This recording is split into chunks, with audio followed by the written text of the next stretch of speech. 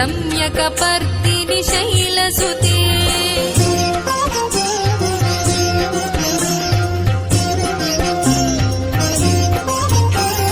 सुरवरवर्षिणि दुर्धरधर्षिणि दुर्मुखमर्षिणि हर्षरते त्रिभुवनपोषिणि शङ्करतोषिणि कल्मषमोचनि घोररते तनुजनिरोषिणि दुर्मदशोषिणि दुःखनिवारिणि सिन्धुसुते जय जय हे Mahishasuramardini रम्यकपर्दिनि शैलसुते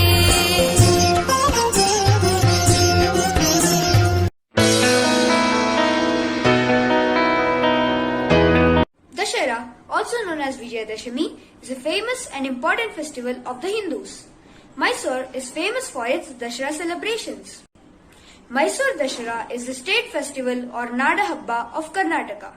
It is a 10-day festival with 9 nights being Navratri and the last day being Vijayadashami. The marvelous celebrations include the lighting of the Mysore Palace with over 100,000 light bulbs, programs on the Ramayana Theatre, multiple fairs across the state, royal assembly and parades. Mahishasur, the demon whose slaying by goddess Durga gave the city its name, Mysuru. Mysore festivities celebrate its warriors by a display of the royal state sword, weapons, elephants, horses and the goddess in her warrior form. Lord Rama and Vishnu are also worshipped. Ceremonies and rituals are traditionally done by the king of Mysore. Dussehra festivities in Mysore has completed its 501st anniversary this year. Evidence even suggests that Dussehra is being celebrated since the 15th century. This is the symbol of the rich culture and heritage of our country. The glory of the festivities is one such memory that a person would cherish the rest of his life. Thank you.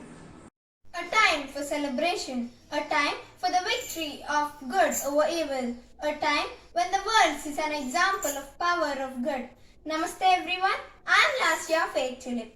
Today we shall celebrate Dussehra on this virtual platform. Dussehra, also known as Vijayadashami, is one of the most important Hindu festivals of India. People celebrate Dussehra with great enthusiasm and gaiety throughout the country. It falls around September to October. This festival signifies the victory of power of good over that of the power of evil. If we look at the Hindu mythology, it says that on this day goddess Durga has destroyed the demon Mahishasura from the earth. Similarly, other traditions believe that Lord Rama has fought and eliminated the demon king Ravana on this very day. As Dussehra marks Lord Rama's victory over the demon Ravana, people enact the battle that took place between them for 10 days. This dramatic form is called Ram Leela. People in North India act out Ram Leela by wearing various masks and through various dance forms. Subsequently, following the Ramayana, they make giant-sized pepperboard effigies of Ravana and are filled with explosives in order to burn them. A man plays the role of Lord Rama and shoots fiery arrows at these effigies to burn it down. Exchanging sweets and gifts, dressing up and having tasty food makes the festival a special one. Every Indian festival teaches us something, and this festival teaches us the importance of truth and righteousness. Furthermore, it makes us believe in the light at the end of the tunnel. Happy Dussehra to everyone. Thank you.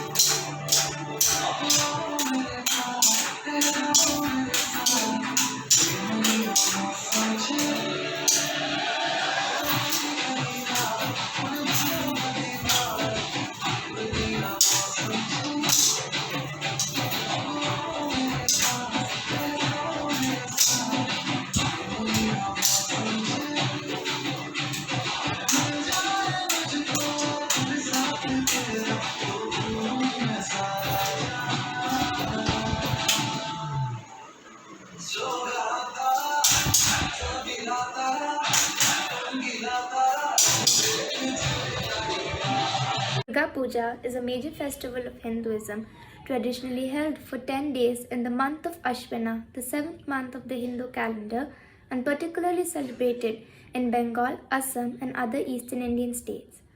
Durga Puja celebrates the victory of goddess Durga over the demon king Mahisasura.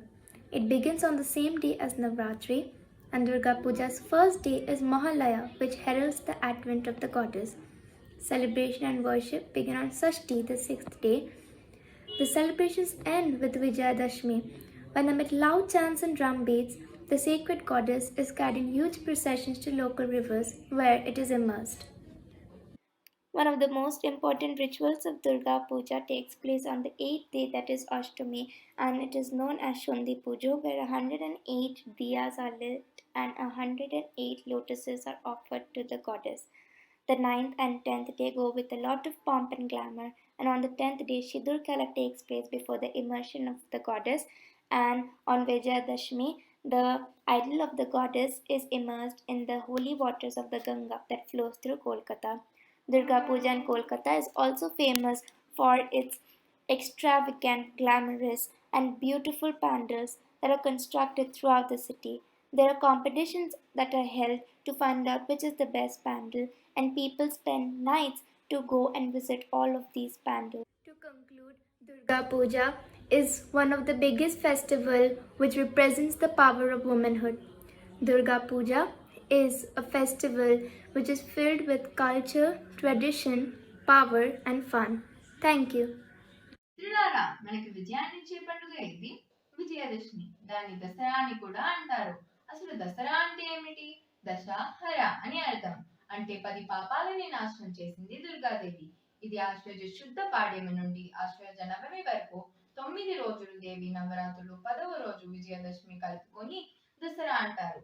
ఇది ముఖ్యంగా శక్తి ఆరాధనకు ప్రాధాన్యత ఇచ్చే పండుగ. ఇది శరద్ ఋతువు ఆరంభంలో వచ్చే పండుగ కనుక దీన్ని శరన్నవరాత్రి అని కూడా అంటాము. కొందరు ఈ పండుగకు మొదటి 3 రోజులు పార్వతీదేవికి, తర్వాత 3 రోజులు లక్ష్మీదేవికి, తర్వాత 3 రోజులు సరస్వతీదేవికి పూజను నిర్వహిస్తారు. 9 రోజులు 9 రకాల్లో అమ్మవారు మనకి దర్శనమిస్తారు. లోక కళ్యాణం కోసం అమ్మవారు ఒక్కొక్క రోజు ఒక్కొక్క రూపాన్ని ధరించి భక్తులకు దర్శనమిస్తారు. అమ్మవారిగా అలంకరించుకొని ఒక్కొక్క రూపంలో ఒక్కొక్క అమ్మవారు మన ముందుకు వస్తున్నారు. వారిని చూసి తరిద్దాం. శ్రీచక్రంలోని త్రిపురాత్రయంలో మొదటి దేవతని నేనే. షోడ విద్యలకు అధిష్టాన దేవతను. 10 సంవత్సరాలలోపు బాలికలను నా స్వరూపంగా భావించి పూజలు చేస్తారు. మనస్సు, బుద్ధి, చిత్తం, అహంకారం నా ఆధీనంలో ఉంటాయి. నేనే బాలత్రిపురని. వేద స్వరూపాలకు నేనే మూలం.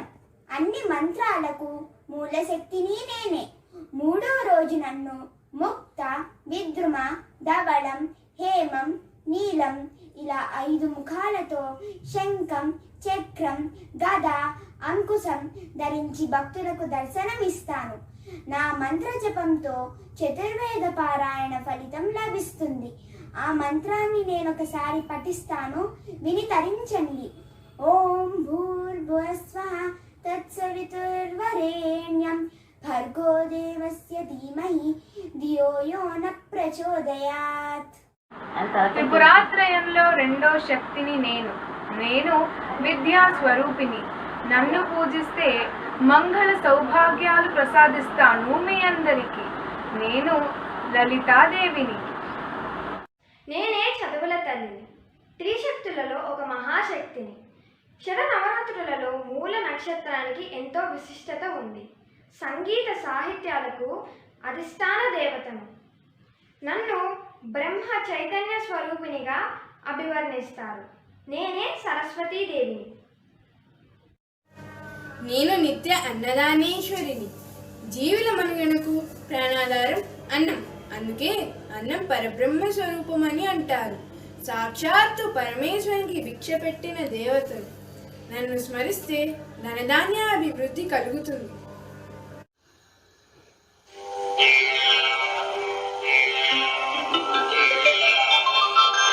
లక్ష్మీ క్షీరసముద్రరాజతనయా శ్రీరంగధామేశ్వరీ దాసీభూత సమస్త దేవవనితా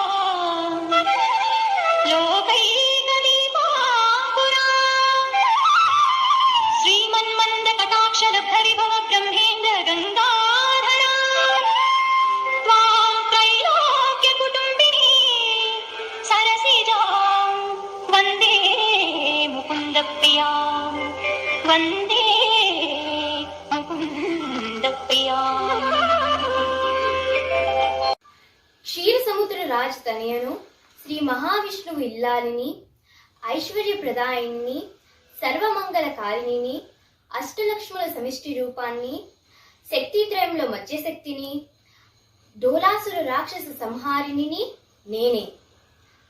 త్రేతాయుగంలో సీతను, ద్వాపరయుగంలో రుక్మిణిని, కలియుగంలో పద్మావతిని నేనే. ఇంతకీ నేనెవరినో తెలిసిందా? నేను లక్ష్మీదేవిని, అంటే మహాలక్ష్మిని. అష్టైశ్వర్యములు ప్రసాదించేది నేనే. అష్టైశ్వర్యములు అనగా మీలో చాలా మంది డబ్బు, బంగారం, ఆస్తులు అని అనుకుంటారు. అది సరికాదు. రాజ్యం, ధనం, జీవిత భాగస్వామి, సంతానం, ధైర్యం, ఆత్మస్థైర్యం, విద్య, వినయం, ఈ 8 సరి అయిన అష్టైశ్వర్యములు. నన్ను కొలిచి ప్రార్థించిన వాళ్ళకి ఎల్లప్పుడూ నా అనుగ్రహం ఉంటుంది. సర్వే జనా సుఖినో భవంతు, లోకో సమస్త సుఖినో భవంతు. దుర్గతులను తొలగించే పరాశక్తి దుర్గాదేవిగా దర్శనమిస్తాను. నా ఈ అవతారంలో దుర్గముడనే రాక్షసుని సంహరించటం వల్ల నన్ను దుర్గాదేవి అని పిలుస్తుంటారు భక్తులు. పంచ ప్రకృతి మహాశక్తి రూపాల్లో మొదటి రూపాన్ని నేను. భవబంధాల్లో చిక్కుకున్న మానవుడిని అనుగ్రహించి మోక్షాన్ని ప్రసాదించే మాతను నేనే, దుర్గామాతను.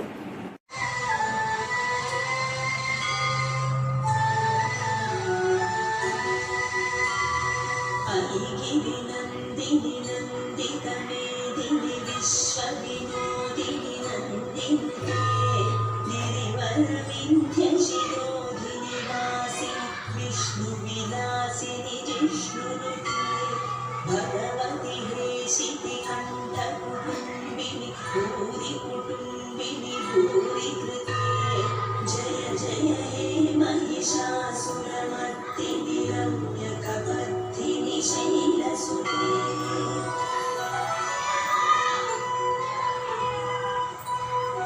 పూర్ణ బ్రహ్మాండాలకు ఆరాధ్య దేవతను మహాత్రిపుర సుందరిగా పూజలు అందుకుంటాను. అపరాజిత్తుగా పూజిస్తారు నన్ను. జ్ఞాన, క్రియ, శక్తులతో భక్తులను అనుగ్రహిస్తాను. అనంత చక్ర స్వరూపమైన చక్రం నా అధిష్టానం. నవరాత్రులలో నన్ను రాజరాజేశ్వరి దేవిగా అలంకరించి దీవెనలు అందుకుంటారు. విన్నారా మిత్రులారా? తరించారు కదా దేవతలను చూసి. విన్న వారికి, తరించిన వారికి అందరికీ శరన్నవరాత్రుల శుభాకాంక్షలు.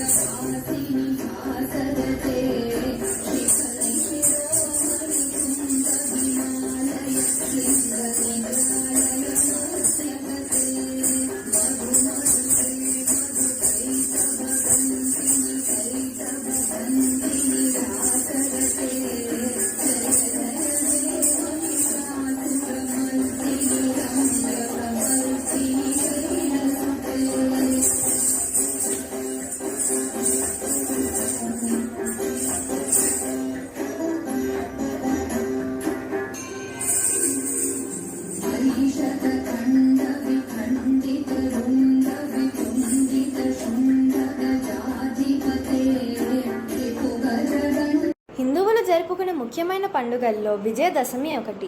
ఆశ్వయుజ మాసం అంటే సుమారుగా అక్టోబర్ నెలలో ఈ పండుగ వస్తుంది. చెడు మీద మంచి సాధించిన విజయానికి చిహ్నంగా ఈ పండుగను విజయదశమి అని పిలుస్తారు. పూర్వం మహిషాసురుడు అనే రాక్షసుడు ఉండేవాడు. మహిషం అంటే దున్నపోతు. మహిషం రూపంలో పుట్టాడు కాబట్టి అతడికి మహిషాసురుడు అన్న పేరు వచ్చింది. రాక్షసులలోని అతి బలవంతుడైన మహిషాసురుడికి ఎలాగైనా ముల్లోకాలు జయించాలనే కోరిక కలిగింది. అందుకోసం బ్రహ్మదేవుని నుంచి వరాలు పొందేందుకు ఘోరమైన తపస్సు చేయడం మొదలుపెట్టాడు. ఎండ, వాన, ఆకలి దప్పలు అని తెలియకుండా ఏళ్ల తరబడి చేసిన తపస్సుకు బ్రహ్మదేవుడు ప్రత్యక్షం కాక తప్పలేదు. ఈ ప్రపంచంలోనే ఏ పురుషుల చేతిలో నాకు చావు ఉండకూడదని వరం కోరుకున్నాడు మహిషాసురుడు. ఎందుకంటే ఆడవారు తనను ఎలాగో ఓడించలేరని అతని నమ్మకం.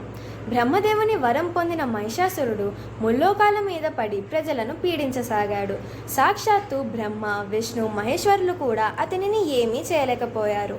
దాంతో ఆ రాక్షసుని ఎదుర్కొనేందుకు వాళ్ళంతా కలిసి ఒక ఉపాయాన్ని ఆలోచించారు. మహిషాసురుడి చావు ఒక స్త్రీ రూపంలో ఉంది కాబట్టి అతన్ని ఎదుర్కొనేంత బలవంతురాలైన స్త్రీని సృష్టించాలని అనుకున్నారు. వారంతా వారి అంశలతో ఉద్భవించిన దేవతే దుర్గాదేవి. 18 చేతులతో యుద్ధాన్ని సిద్ధంగా ఉన్న దుర్గామాతకు తమ ఆయుధాలను అందించారు దేవతలు. గొప్ప ఆయుధాలను చేతపట్టి సింహంను వాహనంగా చేసుకొని మహిషాసురుడి మీదకు దండయాత్రకు బయలుదేరింది దుర్గామాత. మహిషాసురుడు లక్షల సైన్యంతో దుర్గామాతను ఎదుర్కొన్నాడు. రకరకాల రూపాలలో దుర్గామాతను ఎదుర్కొన్నప్పటికీ మహిషాసురుడు మాతను ఏమీ చేయలేకపోయాడు. దుర్గామాత ఇలా 9 రోజుల పాటు భీకరంగా యుద్ధం చేసింది. 9 రోజుల పాటు భీకరంగా పోరాడిన తరువాత మహిషాసురుణ్ణి సంహరించింది దుర్గామాత. ఆ సందర్భంగా దేవతలందరూ సంబరాలు జరుపుకున్నారు. ఇదే విజయదశమికి నాంది. 9 రోజుల పాటు ఈ యుద్ధం సాగింది కాబట్టి ఈ పండుగ రోజులను శరన్నవరాత్రులని, 10వ రోజు విజయం లభించింది కావున విజయదశమి అని, దసరా అని అంటారు. అమ్మవారిని వేరువేరు అవతారాల్లోనూ అలంకారాలతోనూ శ్రద్ధగా కొలుచుకుంటారు. ఈ యొక్క పండుగను పశ్చిమ బెంగాల్ అలాగే మైసూర్లో చాలా ఘనంగా జరుపుతారు. తెలంగాణలోనైతే పూలపాటలతో సాగే బతుకమ్మ పండుగను చేస్తారు. రాముడు రావణాసురుని సంహరించింది కూడా ఈ రోజేనని నమ్ముతారు. మహాభారతం ప్రకారం పాండవులు వనవాసం ముగిసింది కూడా ఈ విజయదశమి రోజునే. ఆ రోజు పాండవులు తాము జమ్మి చెట్టు మీద దాచుకున్న ఆయుధాలను తీసుకున్నారు. ఆ సందర్భాన్ని గుర్తు చేసుకుంటూ విజయదశమి రోజు జమ్మి చెట్టుకు పూజలు చేస్తారు. ఇంతకీ దేవతలు, రాక్షసులు మనలో కూడా ఉన్నారు. మనలోని మంచితనమే దేవత, చెడు ఆలోచనలే రాక్షసుడు. చెడు కలిగించే ప్రభావాల నుండి బయటపడితే అదే విజయదశమి. చెడు అయిన ఈ కరోనా మహమ్మారిని ఆ దుర్గామాత అంతమొదించాలని, ప్రతి ప్రాణికోటి ఆయురారోగ్యాలతో ఉండాలని కోరుకుందాం. అందరికీ నమస్కారం. నా పేరు శ్రీలాస్య. నేను 8వ తరగతి చదువుతున్నాను. తెలంగాణ అనే పేరు చెప్పగానే గుర్తుకు వచ్చే పండుగ బతుకమ్మ, మరొకటి దసరా పండుగ. తెలంగాణ సంస్కృతి సంప్రదాయాలు చాటే బతుకమ్మ పండుగ అంటే మహిళలకు, యువతులకు, బాలికలకు ఎంతో ఇష్టం. ఎన్నో వందల సంవత్సరాల చరిత్ర కలిగిన ఈ బతుకమ్మ పండుగను 2014లో తెలంగాణ రాష్ట్రం ఏర్పడిన తర్వాత ప్రభుత్వం అధికారికంగా నిర్వహిస్తోంది. బతుకమ్మ పండుగ ఎందుకు జరుపుకుంటారు? దీని వెనుక ఒక కథ, చరిత్ర కూడా ఉన్నది. చోదరాజైన ధర్మాంగదుడు, సత్యవతుల దంపతులకు జన్మించిన 100 మంది కుమారులు యుద్ధ భూమిలో మరణిస్తారు. ఈ దంపతులు లక్ష్మీదేవిని ప్రార్థించగా వారికి ఆమె జన్మిస్తుంది. వారి ఇంట జన్మించిన లక్ష్మీదేవి తనను భక్తితో ప్రార్థించిన వారి కోరికలను తీరుస్తుంది. అలా రాజప్రాసాదంలో దినదిన ప్రవర్ధమానమవుతున్న ఆమెను ఎందరో దీవించారు. ఆమెకు ఎందరో దీవెనలు అందిస్తూ బతుకమ్మగా ఆశీర్వదించారు.